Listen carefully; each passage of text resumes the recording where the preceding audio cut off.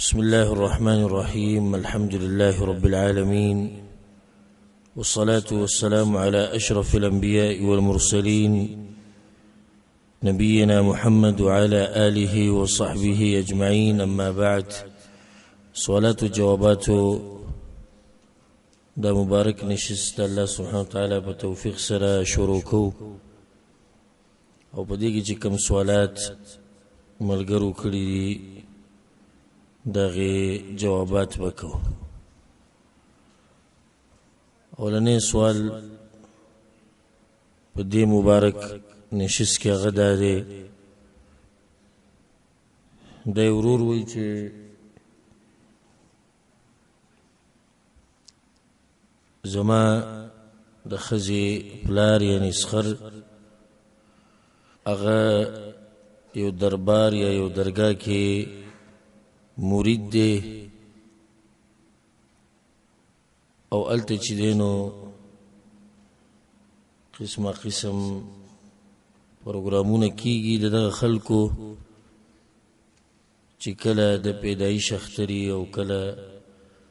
د مرګ ورځ را یادی او کله سو کله سه نو قسم قسم خلق الته خوراکونه راوړي. سوال دا دی چې دغه خوراکونه زمونږ د پاره دغه خوراک جایز دی او کنه؟ الجواب، اولنی خبر دا ده د خلق چې سکی غالبا خلق زمونږ په دې ملکونو کې د قبر پرست او د تصوف والا د دې قبرونو چې دوی څومره عظمت کوي او تعظیمي کوي، اولته جوماتونه جوړوي، اولته سجدې لګوي او دا قبرونه پخوي او دنګوي، دا ټول ناروا کارونه دي. بعض ناروا دي نو بعض پکې والعیاذ بالله کفر او شرک ته رسي، لکه دا قبرونه پخول، دنګول، دې ته لیټونه لګول، په دې نومونه لیکل، دا ټول خبرې د دې په شریعت کې هیڅ اصل نشته. او رسول صلی الله علیه وسلم دا خبره کړې وه په هغه بیماری کې به کوم کې چې وفات شوی. په صحیح بخاري صحیح مسلم کې دا حدیث دی. پیغمبر صلی الله علیه وسلم وی لعنت الله علی اليهود والنصارى، دا الله لعنت دی په یهود و نصارو باندې اتخذوا قبور انبیائهم مساجد، د پیغمبرانو د قبرونو نه جوماتونه جوړ کړي دي. او دا ولی پیغمبر د اخري ورځو کې دا خبرو کړې، اشاره ده دې ته کله چې زمړ شم نو زما د قبر نه به دغه شان جوماتونه نه جوړوي او نه به تې میله جوړوي چې په مخ ولا خواله راځي. په یو حدیث کې دا دی رسول صلی الله علیه وسلم وی په صحیح بخاري صحیح مسلم کې دا حدیث دی، ان اولئک دغه خلک چې کم دي اذا كان فيهم الرجل الصالح فمات، کله چې بدوی کې نیک انسان مرشي بنو على قبره مسجدا، نو په قبر باندې له پاسه جمعات جوړ کی، وصوروا فيه تلك الصور، او دا تصویران پکې جوړن کی چې کوم د دوی د طریقې سره خاص تعلق ساتي. اولئک شرار الخلق عند الله، په خلقو کې بدترین مخلوق دغه دی. دا واضح حدیثونه پیغمبر صلی الله علیه وسلم علی بن ابي طالب رضی الله عنه لګلو، دا په صحیح مسلم کې دا روایت. نو دا وته ویلو الا تدع تمثالا الا طمسته، وكم ذکر تبوت ملوشن هغه ختم کی، ولا قبرا مشرفا الا سويته، وكم ذکر دنګ قبر ملوشن هغه د زمکه سره وار کی. د جابر رضی الله عنه روایت ته دم په صحیح مسلم کې د رسول صلی الله علیه وسلم منع کړی د ان یجسس القبر وان يقعد عليه وان يبنى عليه.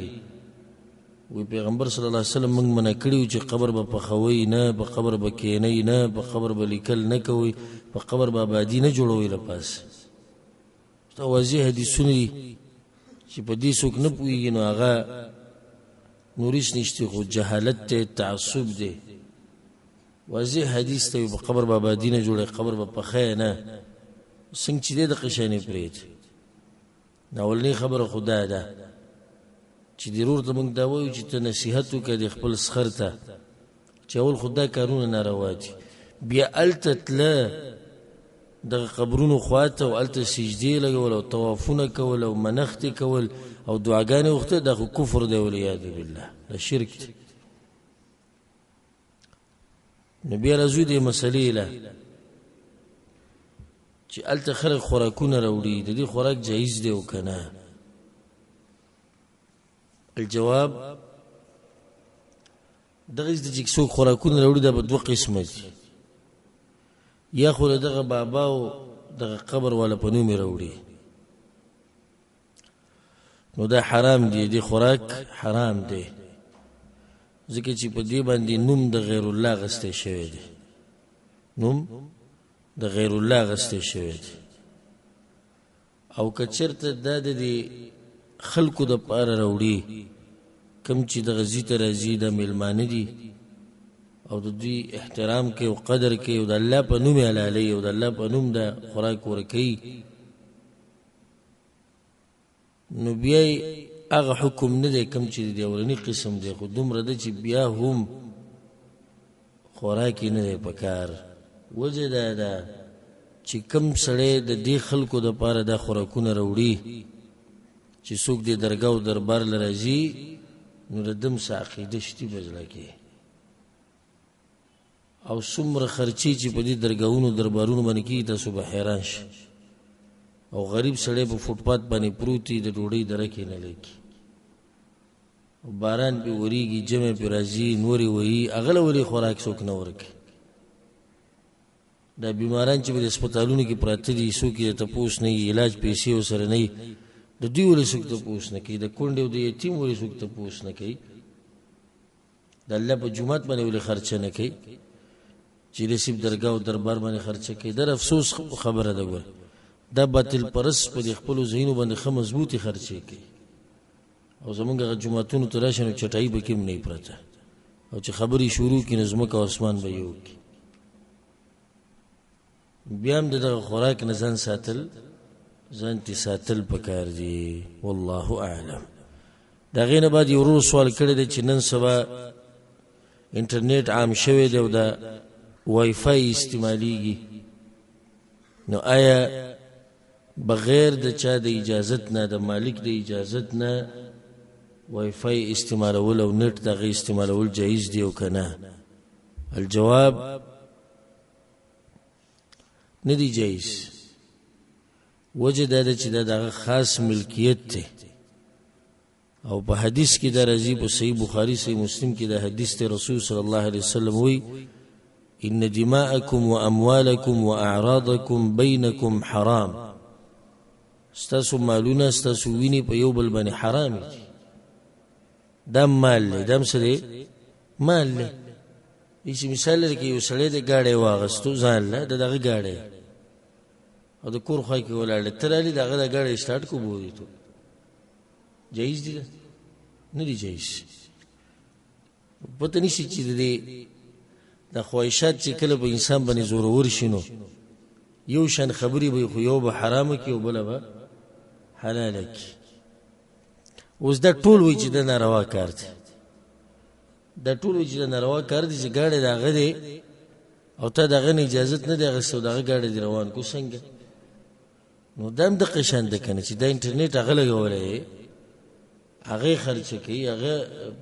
د دې ذمہوار دی ته څنګه بغیر د اجازت نه دغه د نت استعمالي بازوی چې بده باندې خرچم اقر راځي کوم چې دا اوس د میاشتې یو نیم سل ډالر ورکوي 200 400 500 هم د قرضې کار سو کې استعمالي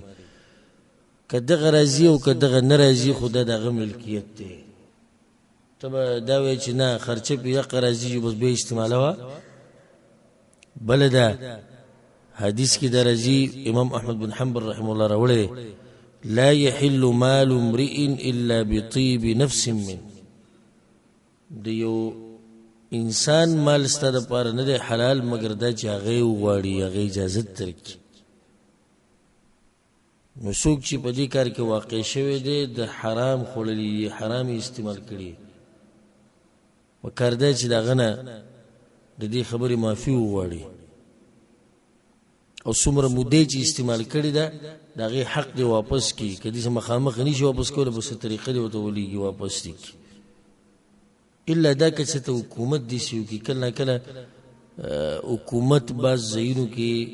انټرنیټ عام لګولی لکه په ایرپورټ کې او داسې بل حکومتي اداره کې یا بعض هوټل والا داسې کړي کوم کې سړی کمره والي شپه کوي نو هغوی نیټ عام ورکوي یا اسپتالونو کې د دې استعمال جایز دی ځکه چې هغوی عام اجازت ورکړی. د دې نه علاوه د چا نیټ استعمالول او هغه په وای فای کې راټینګول دا څه دي حرام دي بغیر د اجازت. خدي کې به بس دا وي پاسورډ پیشتي او پاسورډ پې نشتي. پاسورډ چې پې وي دا حرام دی، پاسورډ چې پې نه وي دا څه دی دا حلال دی. زه صحیح دی زه به خپل ګاډی هلته بهر ودرومه وربوله نه ټاله کومه ستا دپاره جایز دي چې ته یې بوځې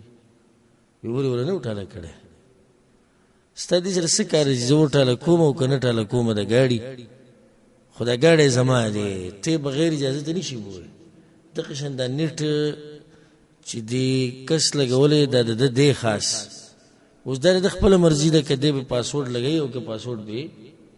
نه لګوي په هر حال کې بغیر د اجازت نه استعمالول داسې دي حرام دي. زه یو کس سره لګیا وم ما دا کار ته ناروا کوي دا خو چې موږ هوا راټینګه کړې ده دا خو څه دي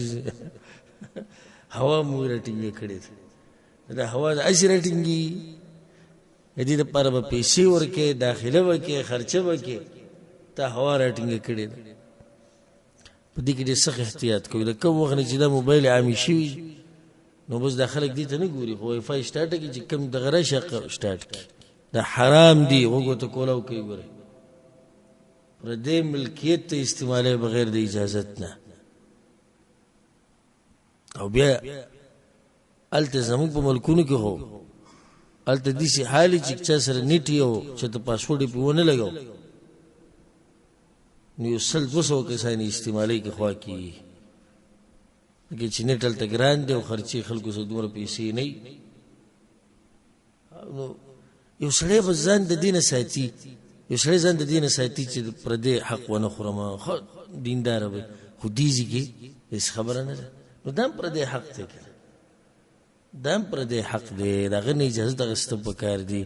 او که داسې کړي دی نه توبه ویسته او دغه ملګري ته حق واپس کول پکار دي. والله اعلم. دا یو ورو سوال کړی دی چې زموږ یو خپله ده او هغه مشره زنانه ده او هغه پخواني خبرې کوي کومې چې زده کړي نو یو پکې هغه دا کوي چې کله زامن چېرته ګاډی والي یا څه شی والي نوی نو دا چل کوي چې د دې ګاډي د دې ټیرونو سره خوا کې اګۍ ورته ماتوي او دا د دې دپاره چې دا ګاډی د حسد نه او د بد نظر نه او د مصیبت نه په امان کې او موږ پوه کړه نو هغه وی دا وی چې دا صدقه ده تاسو ما د صدقې نه منع کوئ. الجواب کوم کار چې دا زنانه کوي دا مشره چې دا اګۍ ماتوي د ګاډي د ټیر سره او بعض خلک داسې کوي چې کله څه شی نه یې والي نو مالګه پکې ونولي کور نه یې والي په دې ګوټونو کې مالګه ونولي. بعض خلک چې دی نو په دغه ځای کې یو څاروی حلال کړي د دې دپاره چې د پیریانو نه په امن کې او د نظر نه بعضې بلکې والعیاذ بالله د دې پیریانو دپاره حلالوي نو دا خو شرک دی شرک اکبر کې راځي. بعض چې دی نو چیني ونولي په کور کې او داسې نور کارونه دا ټول حرام دي او دا په شرک اصغر کې راځي. موږ دا خبره توحید په درس کې تفصیلا کړو چې یو سبب نه شرعي دی او نه هغه داسې سبب دی چې معقول له خلکو تجربه ده نو داسې شي نه چې سبب جوړ کړي دا په شرک اصغر کې راځي. اوس داسې شرعي سبب خو نه دی کوم ځای کې راغلي قرآن او حدیث کې چې هګۍ د ګاډي ټیر ته ماتې کړي دا به په امان کې او یا دا د چا تجربه ده چې او دا تجربه د موږ لیدلې دي او داسې کېږي نو دا کار په شرک اصغر کې راځي. الا دا کوي چې په خپله دا ساتي نو به شرک اکبر ته مو او خدای شي والعیاذ بالله. او دا جاهلیت خبرې دي، خو دومره ده چې په طریقه باندې د سپینګیري په کول پکار دي. دوی هغه پوخاني عادتونه راټینګ کړي د بعض راشي صفتو کې پوخا دینداري ډېره وه. دې خبره کې زه چې سره اتفاق نه کوم چې پوخا دینداري ډېره وه. پوخا جهالت د اسمان سره خبرې کولې دومره ډېرو. ها دا کله وی چې مرګرتیا د خلکو ډېره وه، وفادار خلک وو، یو بل باندې مینو، دغه جدا مسله ده. خو د دین مسلې چې راشي دین نه و. هغه پوخا د هندوانو نه چې کوم رسمونه رواجونه پاتې شوي دي هغه د دې اوسه پورې شتي، اوسه پورې ده. نو بیا چې لږ شاته پسې لاړ شي نو چې ګوره څومره به حق بالکل حق خبرې چې کوم وسته د هندوانو معاشره وګوره د هغوی چې کومې خبرې ډېرې به تاته میلاو شي زموږ مشرانو کولې. لکه په ایدله مثال درکړم، مړی د قبر نه واپس راځي، روح یې راځي، په پلاني میاشت کې په پلاني ورځ باندې کور ورته پاک کوي، یا د مړي د روح په قبر له پاسه ناستي. دا اصل کې عقیده د هندوانو ده. هندوان وایي چې د انسان دې ته تناسخ الارواح وایي، بدن ختم شو روح وته، دا روح به د بل شي په شکل کې راځي. و پیری دي سکی نو کې دي چې د انسان که ښه سړی جو د انسان په شکل کې و بیا راشي، او که بد سړی نو کې دي شي د زناور په شکل کې راشي. دا عقیده د هندوانو ده. او زموږ په معاشره کې که لږ شاته لاړې بیا خو عامه وه، اوس هم د بعضو خلکو شتې. دغه شان د جنۍ چې واده کېږي، هلک کور والا وایي د دې سره به دا شی رالیږي، دې سره به دا رالیږي، دې سره به دا رالیږي. که دې ونه لیږل نو بیا به د پورې خاندي او لورې هسې را غوزار کړه او پیسې را نه کړې او کور کې سامان وانهغستو، کنډیشن یې را نه وړو، فریزر یې را نه وړو. دا ټول د هندوانو رواجونه دي. شریعت کې دا دي چې جنۍ واده شوه، هلک وولا مهر ورکوي او خبره ختمه شوه. الا دا که چې د جنۍ پلار د خپل طرف نه د لور دپاره څه کول غواړي، په هغې کې څه ممانعت نشته. خو زموږ په ځي کې خو داسې نه ده چې په خپله مرضۍ یې کوي. هلته که دې ونه کړه نو بیا کار مخکې نه چلېږي. داسې ډېر لږ دي چې په خپله مرضۍ یې کوي، لږ دي، مالدار یې الله ورته طاقت ورکړی. نو راشي داسې غریبانان دي خپل پټي خرڅ کړي، کورونه یې خرڅ کړي د لوڼو د واده کولو لپاره. حالانکې که موږ په شرعي طریقه باندې روان شو، د لور واده د ټولو نه آسان دی، بالکل آسان دی. څه پکې دي؟ هلک کور والا رالو، که ډېر زیاته خرچه وشي چې دوی راشي د غوښتو دپاره دغه ټینګ کې بوله څه پاخه را پاخه کړي، بس خبره به وکړي، مهر به کړي، خرچې به هغوی کوي، دوی به خرچې نه کوي. خو دا د هندوانو رواج دی چې خرچه ټوله لور تیم بوزه او خرچې پې مو وکړه، د ظلم نه. او ته جنیم خپل کور ته راوله او خپل یې په خپله باندې اچولې ده، او فریزر یې جي پکې را نه وړو، کټې را نه وړو، الماري پکې نه وه، بړستن مزداره نه وه. دا دې ملا په بریتو باندې لاس ووي، موږ هم الحمدلله پلار یې ډزې کړې وې، دی چې پیدا شو زوی پیدا شوی. چې سړی د ښځې بړستن ته راسي او تولایي ته او کټ ته ناسي، دا به ماله کټ راوړي، دا به ماله فریزر راوړي، دا به ماله چوله راوړي، دا به ماله پلانې شی راوړي، پلانې راوړي. بیا دا غریبه په دې چې قصه ختمه نه شوه که نه. نو بیا چې اختر راشي نو بیا به دا غریبه د پلار کور ته لاړه شي، دا ځینې چې راځي ټولو له به بیا جوړې واړي، بیا به د هغې سره چیني راوړي، بیا به د هغې سره وریجې راوړي، بیا به یو شی بل شي. بیا په دې چې قصه ختمه نه شو، بیا دا به کې شب قدر دی او دا پلانې دی او دا پلانې دی. بیا دا لاړه شي غریبه، دغه ځینې پلار غریب دغه سوچ کوي چې دا جوړې به زه څنګه هلم، څنګه به زه دې ټول د سامانونه اوس بیا هلم. نو هغه خلک مجبور شي دې عقیدې ته چې لورې پیدا شي هغه په غم کې پرېوځي. ولې لور نه ده خوښه؟ دې خبرو ته به کې سوچ کوي. اول ته هغه ځوان شعر چې دی نو وایي ما واده کړی دی، جنۍ مې راوستې ده. وکار خو دا و چې اختر کې او په داسې موقعو کې هلک کور والا هلته ټول له سامانه کوړی. دا عقل هم وایي او شریعت هم وایي، شریعت هم وایي او عقل هم وایي. اوس ما مثال کې واده کړی دی یو کور نه، نو احسان خو په ما دی، په ما یې کړی چې جنۍ را کړې ده، پوره انسان یې را کړی دی. نو چې دې پروګرام کیږي یا دې سم موقع راشي یا اختر راشي زبا غوله جوړې وکم چې موږ سره ډېر ښه کړي نه جنیم ما راوسته جوړه به مال راوړي او بیا قصه به دغه ختمه شوه بیا د مور چې راشي هلک د مور جوړې دي شو دا ویلې دا دی په موږ پورې خندا وکړه خندا یې په تا پورې نه کړې ته د خندا لایق یې چې ته دغه غریبې ته ناست یې ته د خندا لایق یې چې تا پورې خندا وکړي چې ته د غریبې ته ناست یې هغه به تاله جوړې راوړي هغه به تاله سامانونه راوړي په کار خدای ټول وکړي دروند خو خدای دی خبره فایدهمنه او اوږده مې کړه خو دا د هندوانو رواج دی هغه د هندوانو نه پاتې شو انډیا کې څه کوي چې هلک ورشي جنې غواړي انډیا کې داسې ته زموږ لور غواړي هغه ته زه خپل لور به تاله درکړم لور به یوازې نه راکړي ګاډه ورسره ولیکه والله العظیم دا ګوره اسی خبره زه نه کوم یعنې تپوس وکړي د انډیانو ګاډی به راکړي زما زویله ګاډی څو دی 100 راکو 15 راکو 13 راکو روپو ګاډی ولیکلی شو ښه بیا دا به کې ښه سړی دی چې صرف ګاډی غواړي او شکر وباسي چې دی نه دی ویلي چې کور به راکړي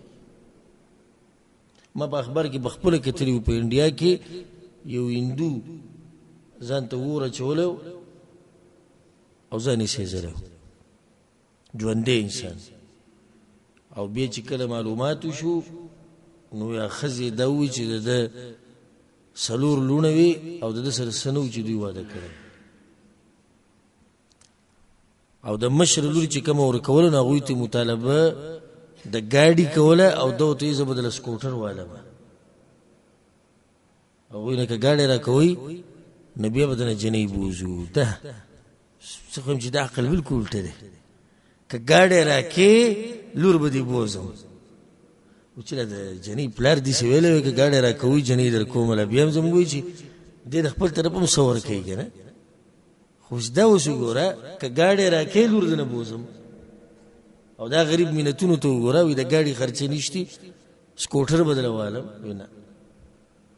ځان وجلی کله چې مونږ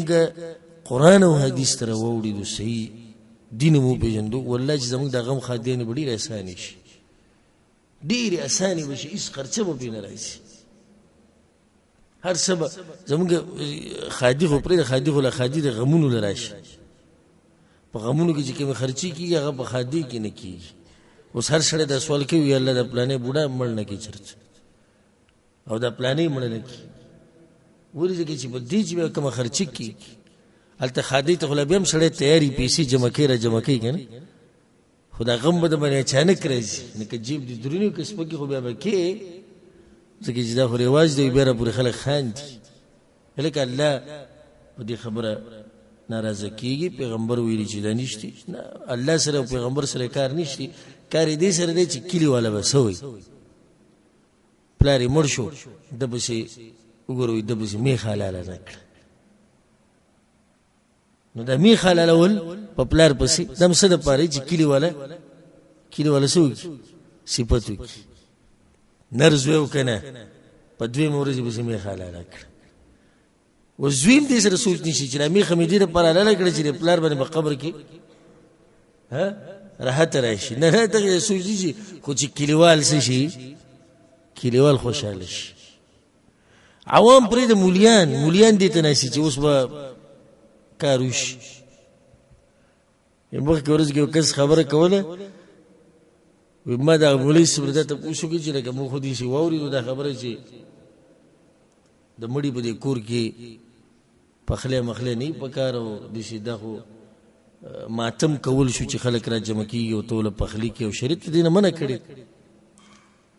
نو که چېرته موږ د پروګرام یا دا کم خیرات چې کوو دا داسې مثال کې 10مې ته واړو یا 12مې ته واړو ورځ وله خاص نه کړو خو د 3 ورځې وروسته وکړو وی هغه راته وایي چې مړی دله کوتره کې نه بیا یې کې وروسته دا د مولیانو حال دی پاتې عوام اوس دا د الله نه یېرېږي چې دوی ته دا خبره داسې کړي نو هلته غریب ته اوس دا سوچ چې دا مې یو خبره ده نو چې قبر کې په هغه باندې عذاب وي او زه بیا لس ورځې بعد مې حلالوم د دې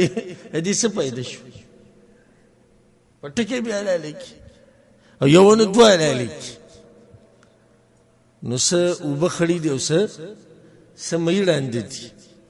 څه د عوامو مشکل دی او څه د مولیانو مشکل دی چې هغوی هم دې سره غمي چې دا پروګرام به کي که نه به کي نو الله دې زموږ په حال باندې رحم وکړي د دې مشرې زنانه چې دا کومه عقیده ده دا مقه پخوانۍ عقیده چې پاتې شوې ده او د مشرانو کم څه چې زده کړي دي د هغه پخوانو خلکو نه چې هغه نه قرآن او حدیث کې دي او نه عقل یې مني دا په حقه خبرو کې اوس د ګاډي ټیر ته هګۍ ماته که ګاډي اکسیډنټ به نه کېږي دا څه خبره شو خو دا صدقه شو وی ما ورته نصیحت وکړي هغې څه ووایي چې دا خو صدقه ته ما د صدقې نه منع کړې دا کومه صدقه ده چې ته هګۍ ماته که په روډۍ واړوه صدقه خو له حدیث وایي چې د هګۍ پخ کړی وی یو غریب له ورکړی چې ویې خوره بیا هم لا صحیح وه وایي چې صدقه داسې چې خلک غریب اوس هګۍ راوړه د ګاډي ټیر ته یې ماتې که او دا څه شوه صدقه شوه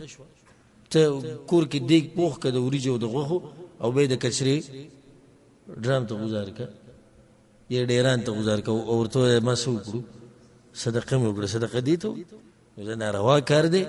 او د دې مشرانو پوه کول پکار دي والله اعلم دا یو ورو سوال کړی دی چې ما په فیسبوک کې یو خبره ولیده و یو ورور دا حدیث نقل کړی چې الله سبحانه وتعالی هر شپه د دنیا اسمان ته راکوزي او دا خبره کوي چې څوک څه غواړي زه ول ورکومه که څوک بخانه غواړي زه بخمه نو هغه سره به دا خبره کړې وه وی لکه الله چې دغه انسان په سینه لاس کیږي او دې څه ورته وایي چې مطمئن شه زه ستا سره یم نو آیا دا جمله استعمالول صحیح دي چې الله لکه د انسان په دې سینې لاس کېښود دغه ټیم کې چې څوک راپاڅېدلی چې خفه کېږه ما غمجنه مه کېږه ما زه تا سره یم دا جمله صحیح ده او که نه الجواب اول دا خبره یاده ساتئ چې د الله نومونه او صفات دا ټول توقیفي دي او توقیفي نه مراد څه یعنی هماغه امر به بیانې څومره چې په قرآن او په حدیث کې راغلي وجه دا ده چې موږ الله د هغې نه زیات نه پېژنو یا خو الله د خپل ځان په باره کې موږ ته یو خبره وکړي موږ ته پته ولګېده یا یې پیغمبر ته کړي او پیغمبر یې موږ ته وکړي اوس د دې دوونه علاوه چې ته څه خبره کې نو خو ځان نه یې کې که نه تا ته الله ویلي چې زه داسې یم نه د پیغمبر ویلي دي چې الله داسې دی نو ته له ځان نه به څنګه خبرې کړي نو باب د اسماء او صفاتو کې به ډېر احتیاط کې دا توقیفي دي او شیطان هم دا غواړي الله سبحانه وتعالی په قرآن کې دا خبره کړې وي شیطان غواړي ان تقولوا علی الله ما لا تعلمون چې تاسو د الله په باره کې هغه څه ووایئ چې کوم تاسو ته نه معلومه دې ورور چې کومه خبره کړې ده دا د خپل یو سوچ کړی دی او انشاءالله زما دا په ده باندې زموږ ښه ګمان دی یعنې دی یو ښکلی دغه ورکول غواړي چې یعنې الله دې ټیم کې د انسان دومره مرسته کوي نو دی پکې وي لکه الله چې د انسان په دې سینه لاس کېده ورته ووایي چې ته څه شه مطمئن شي نو دا تعبیر څه دی غلط دی دا تعبیر غلط دی دا خو د ځان نه خبره کړې ده حدیث کې ثابت دی صحیح حدیث دی په صحیح بخاري صحیح مسلم کې ابو هريره رضی الله روایت دی چې الله سبحانه وتعالی دنیا اسمان ته راکوزي شپې په آخرنۍ حصه کې خو به ته پکې ځان تعبیر کوي چې لکه الله چې د بنده په سینه لاس کېږي نو دا خبره چې الله د بنده په سینه لاس کېښود او بیا دا ووایي چې زه تا سره یم دا خبره دلیل غواړي دا خبره څه غواړي دلیل غواړي والله په قرآن کې وایي فلا تضربوا لله الامثال د الله لپاره به مثالونه نه بیانوئ ان الله یعلم وانتم لا تعلمون الله پوهېږي او تاسو نه پوهېږئ والله اعلم دا یو ورو سوال کړی دی چې د عوام دا خبره کوي وایي چې د یو لاس په ورغوي کې د ښی لاس په دې ورغوي کې 18 لیکلي دي او د ګس لاس په دې ورغوي کې 1 لیکلي دا ما اورېدلی که نه اورېدلی مشهوره د عوام وایي لکه دا یو کرښه د په عربۍ کې 1 شو دا 8 دا څو شو 18 او دا 8 ته او دا 1 ته دا څو شو 1 81 او 18 اتلس او یو اتیا نو اتلس او یو اتیا چې یو ځای کې نو یو کم سل تی جوړ شو نو یو کم سل نمونه د الله دي پیدا دي د پاره او بیا چې دا اتلس د یو اتیا نه لري کې نو دریش په تی جوړ شو نو دریش په کار د پیغمبر عمر دی نو دا خبره وي څنګه دا صحیح ده او کنه الجواب د الله سبحانه وتعالى نمونه پیجند صفات پیجند دي کې شک نشي چې د اوچت علم دي خو هغه په دې طریقه نه چې عوام د ځان نه خبري وکيو منګه وي چې دا به صحیح دا خبره په عوام کې مشهوره ده او ما په ډوکوالي کې اورېدلې و موږ په سکول کې سبق وي او په سکول کې هغه ماشومان هم دا خبرې کولې وی دا یو دی دا تدی دا تل شو دا یو اتیا شو تل یو اتیا نن مې شو یو کم سل الله نمونه دا خبره په وخت کې موریدلې دا ټول خزعبلات دي فالتو خبرې په دې نه د قران نه دلیل شته او نه به د حدیث نه دلیل شته دي قسمه خبرونه د دین حقانیت په دې قسمه خبرو ثابتول نه په کار چې هغه باندې دلیل نه لکه زه تاسو له مثال درکم نن سبا خو فیسبوک او انټرنیټ دور دی اندوانه به نشر کړي په اندوانه کې بدن الله نومي لپاسه بولی کې په الله او په آخرت ایمانی نشریک بازوی شیطان بدی منع کوي بازوی کې ایمان دی پزله کې سبحان الله وتعالى نو بل بسجل کړي ونه تصویر به نشر کړي او باغی کې محمد لیکل شوی او دا اسمان کې په وریځه کې الله لیکل شوی دی ډوډۍ یې پخ کړی ده او دنه به کیسه نه خراغلی ده الله را لیدم دي کنم دي دي خلوس نو حقانیت ثابت وکړي چې ګوره د دین حق دین دی نو د الله نوم په دې کې راغی د پیغمبر نوم پلاني شي کړه زرت خیمه ته سرچ کې دی مبارکي د کریسچنو کم چې راغو د خپل دین سره محبت ته غم دا چلونه کوي ناغوی سی چل کړي ونه پای کې د صلیب نشانی وی ګور زموږ دین حقانیت ته په ونه کې د سیش نشان دی صلیب پاسمان کې وګور وریځ کې صلیب نشان جوړ شي د خو به دوی د حق ثابتي اوس د دین خبره دي ته پاتې شو د ټول د فوټوشاپ او د پروګرامونو د تصویران چې به جوړي د دې کمال نه نه په دغه کې به تصویر جوړ کې به نشر هغه مغزینه جوړي نو به دغه ته حق وایو دا قسمه خبرې پالتو خبرې الحمدلله حق دین حق ته په دلایل سره حق ته خبره دیو کی یو کریسچن دی کینی د مسلمان سره ثابت دی ګور د خپل دین يهودي دی کینی هندو دی کینی سیک دی کینی شیعه دی زموږ سره کینی په دې باندې حق ثابت دی لکه څنګه چې دغه د ډاکټر ذاکر نایک حفظه الله الله دی ولا جون کې برکت واچي دي چې خلک حق ثابت دی اچھا ته ورته تاسو دلې چې تصویر راوړې ځان سره پروګرام کې چې وګوره په انټوانه کې د الله نوم دی تاسو څنګه الله نه مانی یا په اسمان کې د محمد نوم راغلی تصویر نه مانی او دې چې دا خبره نه کړې هغه په دلایل ثابتې چې زموږ د دین حق دین دی او دې ته غاړه کېده نو دا خبره پالتو دي په یو لاس کې یو اتیا ده بلکې اتلست والله اعلم دا روس ول کړی دی چې د زناورو لپاره نمونه خوده جایز دی او کنه الجواب په دې کې څه حرج نشته چې انسان د زناورو او سارو لپاره نمونه کیږي په صحیح بخاری کې د حدیث د انس بن مالک رضی الله عنه وی چې کان للنبي صلی الله علیه وسلم ناقه تسمى العضباء د رسول الله سره یو اوخه د غینوم عضباء د اوخه نوم په صحیح بخاری سے مسلم کې د حدیث د انس رضی الله عنه وی چې مدینه کې یو پیر خلک ویری د ساواز شنو پیغمبر صلی الله علیه وسلم د ابو طلحه رضی الله عنه اسر واغستو یقال له المندوب دې اسنمو مندوب امام بخاری رحم الله باب یخود دې باب اسم الفرس والحمار باب بیان د دې کې چې خرل او اصل نوم یخود جایز دي نبی باقی کی روایت راوړي یو بګیدار وړي چې پیغمبر صلی الله علیه وسلم سره یو خرو او د غینو عفیر نو دینه دا واضح شو چې زناور له نمونه خو د سدي جایز دي والله اعلم. دا ورو سوال کړی دی چې کله یو سړی دلته په سعودي عرب کې مړ شي دلته ولا جنازو کې به چې ملک ته ویسن الته ولا بیا جنازه کې نو دا جایز دی او کنه؟ الجواب بالکل جایز دی. تکرار د جنازې دی په دې طریقه باندې چې یو په یو ځکه وشوه او د دویم بل ځکه وشوه جایز دی. په دې باندې دوه دلیلونه یو دا دی نور پم دی خدا دوه به ذکر کو. ابو هريره رضی الله عنه چې یو تور انسان یا یو تور خزه د رسول صلی الله علیه وسلم د جمعات صفائی به کوله فمات نو دغه انسان مړ شو. پیغمبر صلی الله علیه وسلم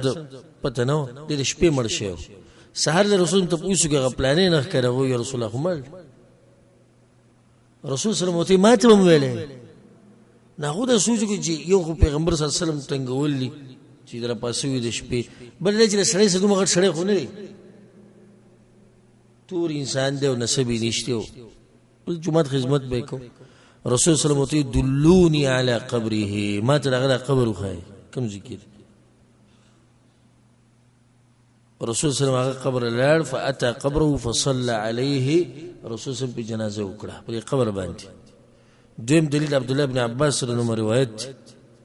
چې رسول صلی الله علیه وسلم په قبر باندې تیریدو رسول صلی الله علیه وسلم ته پوښتنه دا قبر ولا دا خو تازه نه دی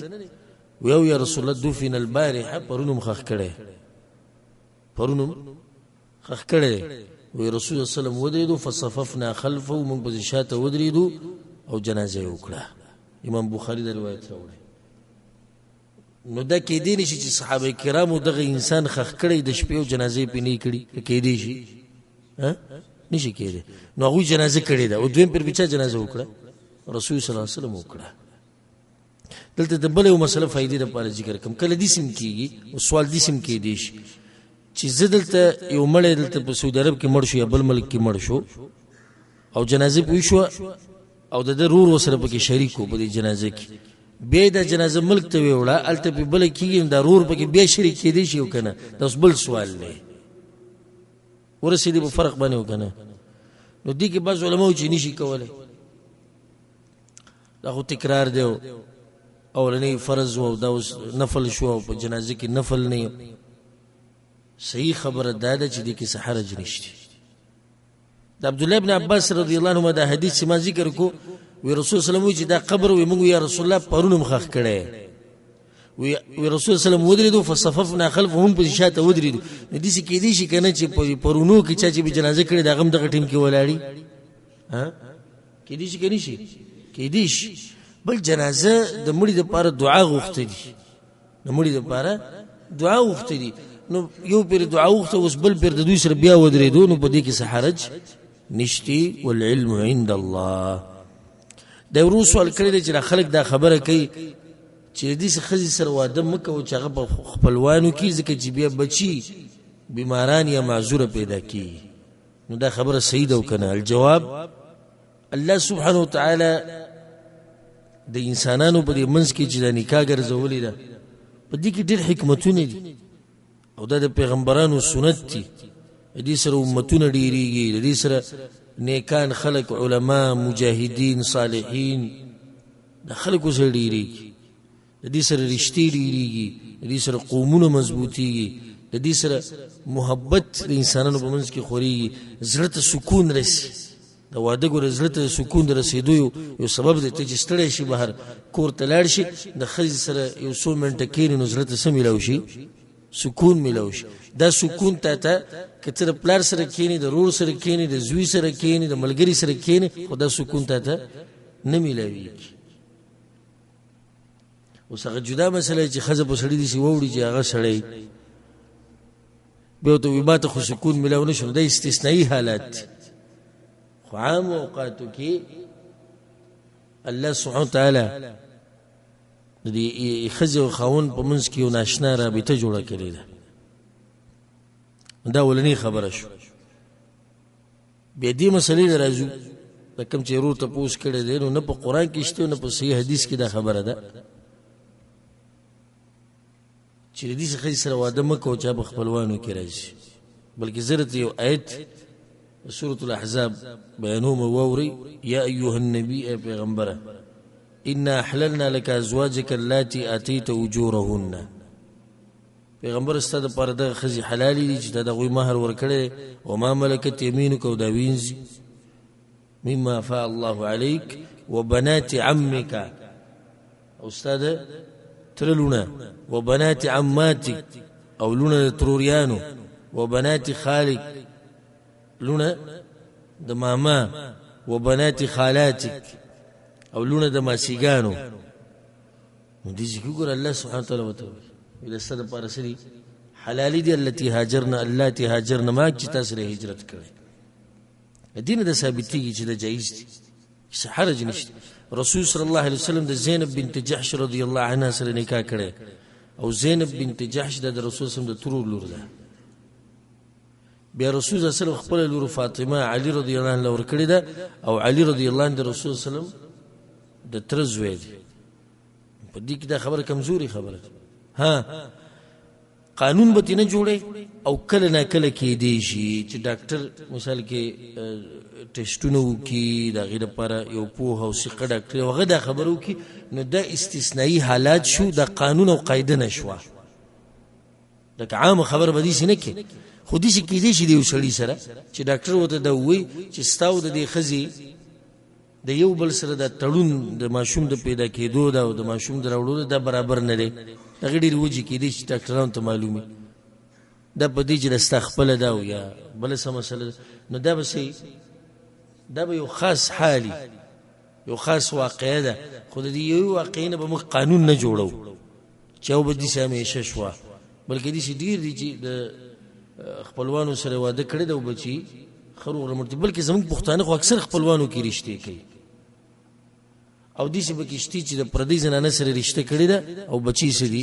معذور دي نو دا خبره کمزوري ده والله اعلم